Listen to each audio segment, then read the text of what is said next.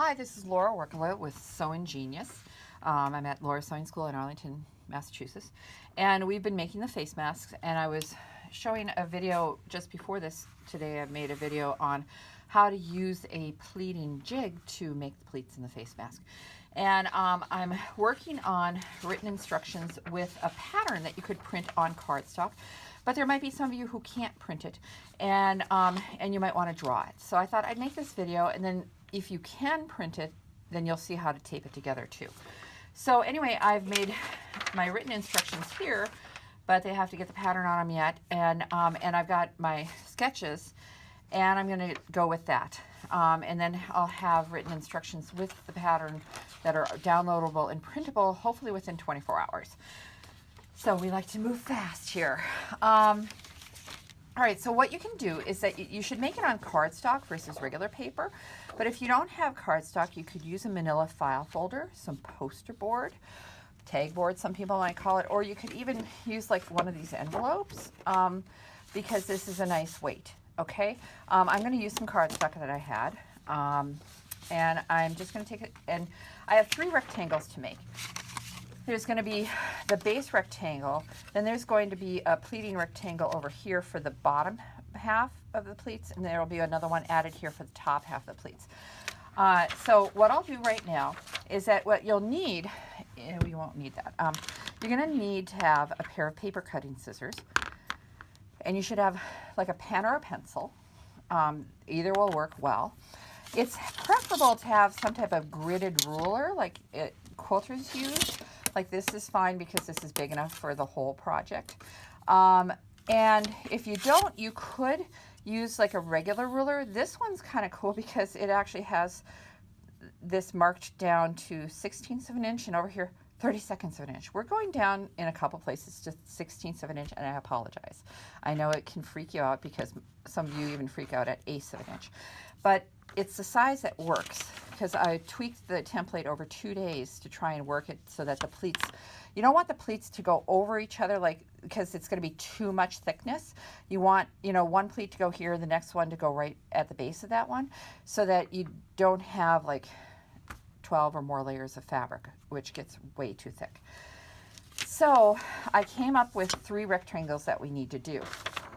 The main rectangle, this is not to scale, is going to be 6 1/4 inches by 7 3/16. I know that's going to freak people out, but let's just try. If you have just a ruler, what you can do is that you can take, I want you to know that's a centering ruler over there. You can do 7 3/16 by going right along here. And 3/16 is like a little less than 1/4. It's between 1/4 and 1/8 of an inch. So what I can do is I can put that at this end and make a mark here. Put it at this end here. So this one actually has marks that I can follow. And I can go like that, and then I can connect those lines, okay? And then I can do the same thing with 6 1/4 and 6 1/4. Or I could use a gridded ruler like this, and I could put 6 1/4 along this bottom edge here, and 7 3/16. So that's halfway between 1/8 and 1/4. So here's 7, and here's 7 1/4, and there's 1/8. I just go halfway between the 1/8 mark and the 1/4 mark here. So I'm going to put that on the edge of the paper, not fabric, and put 6 1/4 down there. It's kind of floating there. But I can actually set it like that in order to do 2 lines, mark 2 lines in one pass. There we go, okay? So this right here is 6 1/4 by 7 3/16, okay? Now what's gonna happen is that I wanna have some fold lines in here, and they're not gonna be equal. The first one is 2.5 inches from the edge, 2.5 inches from this edge right here. So I can put the 2.5 inches. Now here's the thing, whenever you're using a ruler, it's something you probably learned when you were a kid, but I'm gonna say it anyway, is that the pen has a thickness to the line. And it turns out a lot of these lines are about the same thickness as the pen. So if I want to go 2.5 inches from here, I'm going to have the ruler overlap the paper 2.5 inches. But this 2.5 inch line, I'm going to have that go right next to the edge versus on top of the edge. Because if I have it right next to the edge, that will give me enough room. So when I draw that line right there, it's exactly 2.5 inches from there. I don't know if I said that well, but I'll just throw it out there. Now I'm going to actually draw on that like maybe 3 times because I'm going to be pressing firmly to create like a compression to the paper so it folds more easily there. Now I want to go from the other end. The other end, my measurement is a 1 7/16. Oh boy, there's another 16th thing. Well, 1/2 inch is 8/16.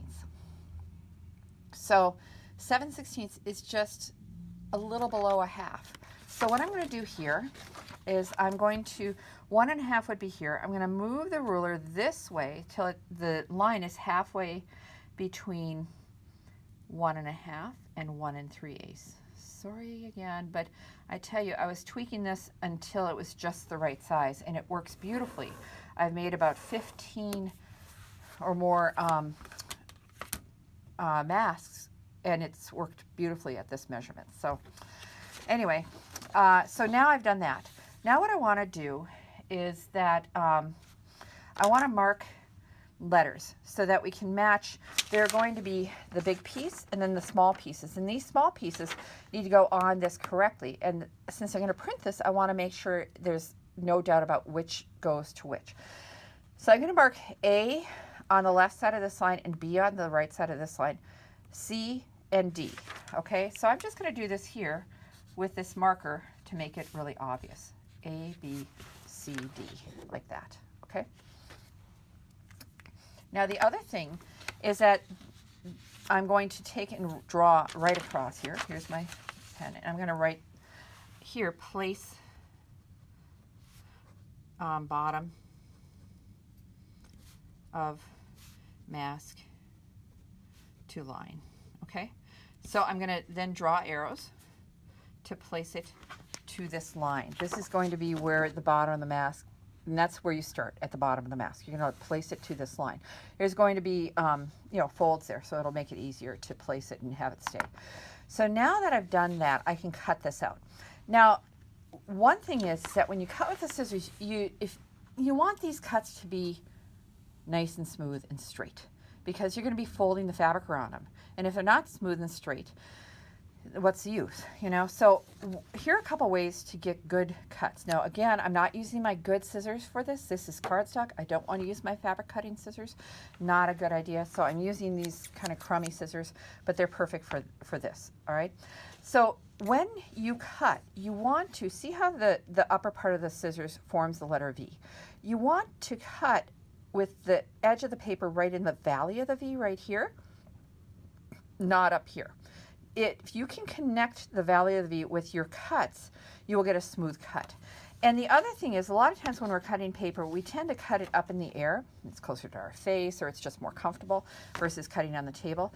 So what you want to do, you want to be sneaky and let the scissors rest on your fingers while you cut. Then you have more stability and more control than if you just let them float around like that. So I'm going to hold this and put my fingers underneath. Then I'm going to slide the V of the blade right to where I want to start cutting. Then I'm just going to close the blade. Open, slide forward, connect the V to cut. Now do you notice that my fingers are bracing the scissors so that they're nice and stable? Open, slide forward, connect the V to cut. Now here, the handle of the blade is being stabilized, okay? Now look that's a really nice smooth cut that I got. I'm going to turn it and go this way because I can't really get my fingers to reach underneath that line, so I'm going to go here, and you'll see my fingers will be right underneath that line where the scissors are. So I'm going to connect that V with where the paper is, open, slide forward, connect the V to cut, open, slide forward, connect the V to cut, and I usually have the point end where I want that to end. Okay, there we go. So now that's all set. Now because I pressed firmly with the pen, look at this. It folds really easily right on that line, okay? And I get a nice smooth fold. So that is the base rectangle, okay? Oh, and then the top top is that away, okay? The top of the mask when you place it here. Okay, I'm gonna set that aside. Now the next thing that I need to do is I have two pieces here. One is gonna be 2 3/4 inches total for this rectangle. This is 4 7/8. Well, I have a little bit left here, but I don't have 4 7/8. I have like 3 3/4 left. So I'm going to go ahead and use that space to cut my second rectangle. It's the rectangle for the lower pleats that's going to be placed over here. So it says 2 3/4. So again, I'm going to put it so that the 6 1/4 inch line is down here at the edge of the paper, and the 2 3/4 is right at the edge of the paper there. And then I can go here and go right around the corner of that ruler. Okay? Wait, did I do that? Yeah, that's 6 1/4. Yep. Isn't that funny? All right, so then here, the line that I need to draw for the fold is 1 inch from the right edge and 1 1/4 from the left edge here. So this is 1 3/4, I'm sorry, 1 3/4 here, and this is 1 inch here. So what I can do is I can put this, so 1 3/4 from this edge, I'm going to overlap 1 3/4 inch of the ruler, and I'm going to draw here, I'm going to draw hard to compress that paper so it's like creasing it. It's going to make it fold easily. Now I'll go ahead and, supporting the scissors again, I'm going to bring the V of the blade right up to the edge of the paper, open, slide forward, connect the V to cut, open, slide forward, connect the V to cut, okay? Now here, I could do this, but this is awkward, so I'm going to turn it so it's easier for my fingers to support the blade. And I'm going to open, slide forward, connect to cut, and there we go. Now that one also, I have in my picture, I want to go A, B. A on the wider side, and B on the narrower side, okay? And you'll see it folds really easily because I pressed firmly with a pen. Now I'm going to need another piece of paper to do the 4 7/8 by 6 1/4. Okay, so what I'll do here is, this one looks like it might have been 6 1/4 already. Let's grab this.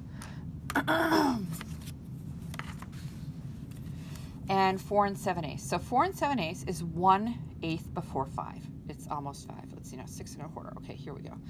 Nope, it's a little different, but we'll put 6 1/4 there and 4 7/8 there.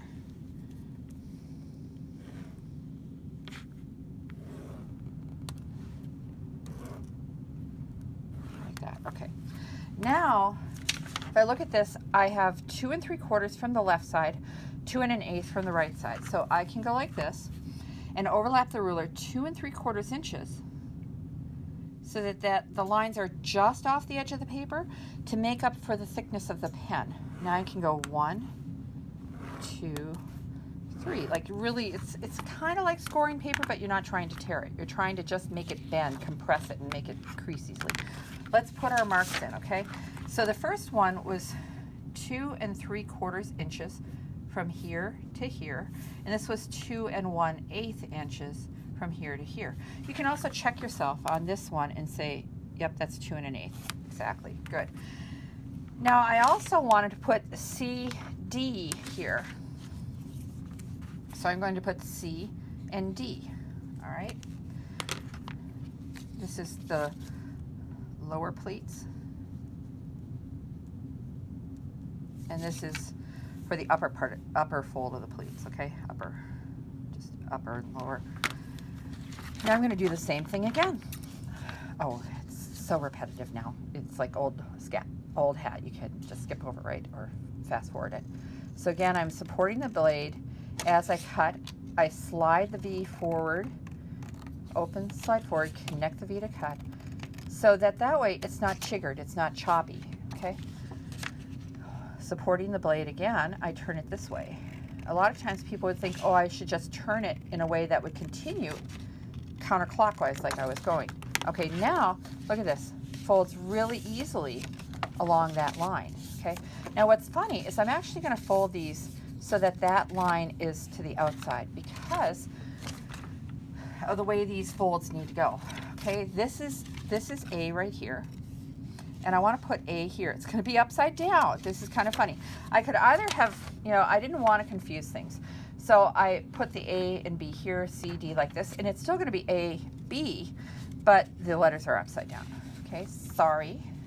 I know it can bother someone if it's just doesn't make sense like that. But all right, so I'm going to put, let me move this over. I'm not sure if you can see that well. Okay, so I'm going to take this and place this, so this line is on top of that, and A is to A and B is to B, okay? Doesn't matter if they're upside down. Now, one thing that might help is to, like, just take that, match that up, make sure the edges are even to the best you can. And maybe we'll just put a little light tape there so that when we do this and get some packaging tape, it stays in place, okay? Now we're doing it on the A side because we're gonna be tucking the mask into the B side, and apparently my friend Steve, who's making the mask, he and his wife have been making masks, and he was the one that gave me the idea about doing this jig. He said that if you put the packaging tape on the other side, the mask slips because, of course, it's shiny and slippery. So I'm just gonna like kind of trim this even with the side of the mask. I don't have it, not mask, the jig, because this right here, let me peel this up a little gently. I don't need that Scotch tape. This has to flap. Do you see how these are now free to fold on their own? So now over here, I want to grab my other one. And it again is going to seem funny that the letter is upside down. You see that? But it's going to allow us to put it in the right way. What happens here, if you look at this one you have smaller, longer, longer on this end, okay? So you've got boom, boom, boom, wider, wider, wider. Here, it's going to be the opposite. It's going to be longer here and get narrower there, because the pleats are going to start at the bottom and go up. It'll make more sense when you actually use it. You'll be like, oh, I get what's going on. Okay, so what I'm going to do here, I think I might actually tape this to the table with the Scotch tape, just to hold it in place until because I want to get this placed correctly, okay? I'm just going to lightly tape it. I want to have it out of the way of the packaging tape. Okay, so now, and you can rub that down. I usually use the backs, like my fingernails like this, and really get that to rub on there and adhere well, okay? Like that. And then, see, this just should peel off pretty darn easily. Pretty darn easily, I say. I say. Am I getting goofy or what? All right, so there's that, and then you can just take this and trim this even. Sometimes you can just get it started and then pull it against there, because it'll just tear right along that way. And then tear like that. There it is. Now you see here, these are going to be, you're going to open it up like this. You're going to place the bottom of the mask here. You're going to go like this, fold it over, go like this, fold it up, go like this, fold it down, go like this, fold it up, go like this, fold it down, go like that, okay? And what you'll find is, I don't know if you can, it's a little hard to see, but what should happen is that none of these flaps that are on the same level should overlap. Well, let's see. So anyway, let's see, like this, this. Yeah, so it turns out this one and this one are in the right place. Everything's in the right place for what I want to do.